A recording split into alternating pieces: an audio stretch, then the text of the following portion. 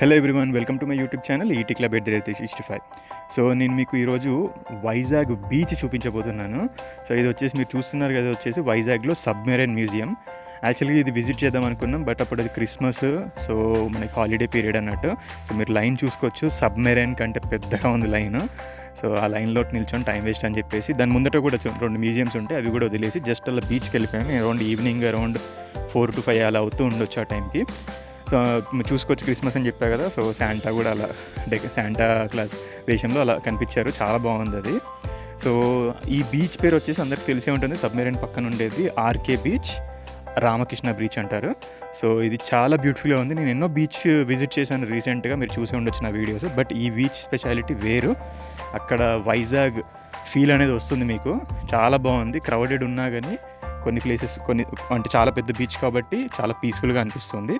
Excellent అన్నట్టు, evening టైంలో చాలా బాగా అనిపించింది. సో డెఫినెట్గా వైజాగ్ వెళ్ళేది ఉంటే ఈ ప్లేస్కి అస్సలు విజిట్ చేయడం మర్చిపోకండి. Thank you.